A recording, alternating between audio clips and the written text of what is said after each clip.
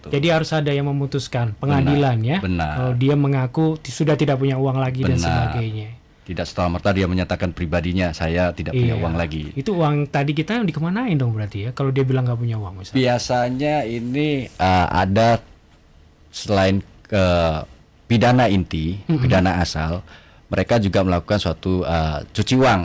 Oh. Mereka modusnya seperti itu untuk menghilangkan. TPPU ya? Benar.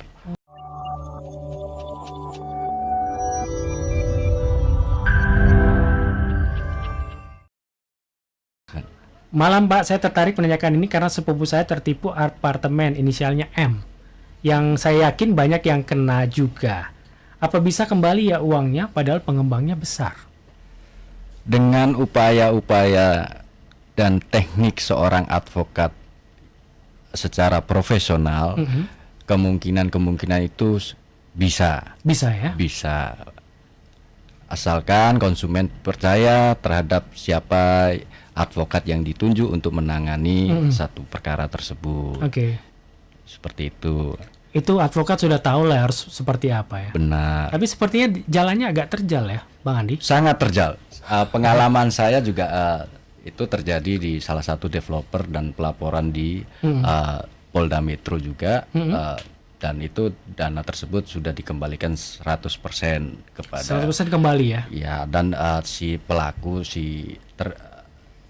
terdakwa atau tersangka tersebut sudah menjalani hukuman masih dalam sampai saat ini. Oh. Seperti itu.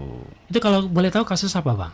Penipuan perumahan juga. Perumahan bodong juga? Perumahan bodong juga. Bentuk klaster atau seperti apa? Bentuk klaster dan kafling. Oh. TKP-nya boleh tahu itu di TKP-nya di Tangerang Selatan. Oh, di Tangsel ya. Tangsel. Mirip-mirip yang saya alami sahabat semua. Tapi ini bukan momen saya, momen Anda sahabat semua untuk kemudian bisa berbagi cerita, berbagi pengalaman ya. Bu Juanita semoga bisa menjawab ya. Silakan kalau mau bertanya kembali di YouTube, kami akan sangat menghargainya. Ada Pak Joni Goy.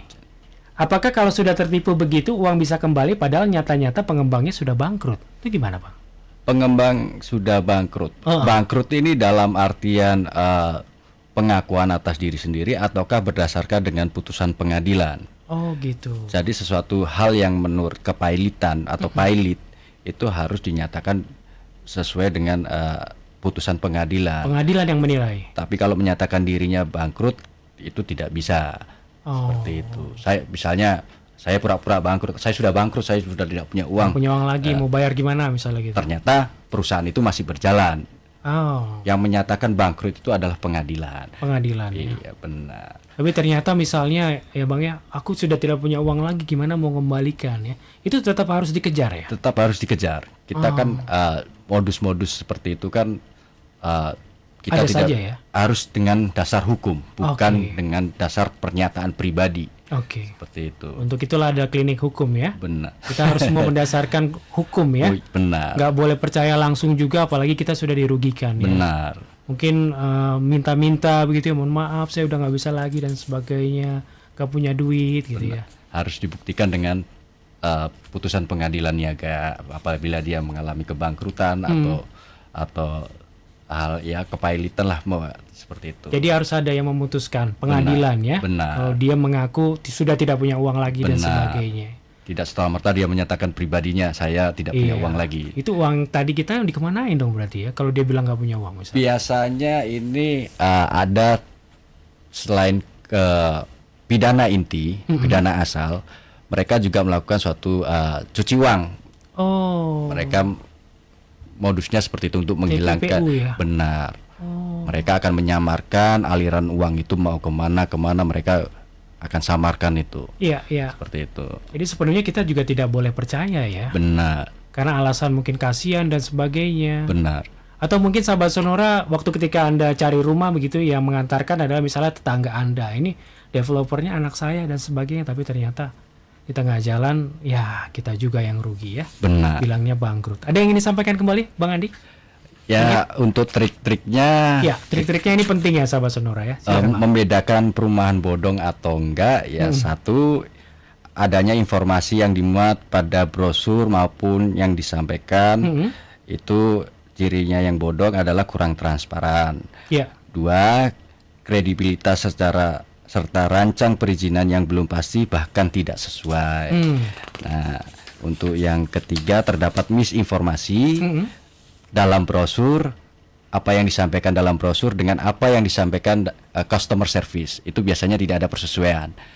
Jadi yang keempat, banyak keganjilan yang ada pada perjanjian antara developer dan pembeli. Biasanya mereka akan mengikat secara langsung PBJP tanpa dihadiri oleh notaris. Berdua aja nih. Berdua aja. Seolah-olah kita udah kuat nih ya. Nanti pun diciptakan adanya pegawai developer yang dikatakan nanti itu pegawai notaris. Waduh. Dari perwakilan notaris, mereka akan menciptakan keadaan seperti itu. Iya. Yang kelima, banyak bonus maupun penawaran yang menggiurkan untuk menggoda pembeli.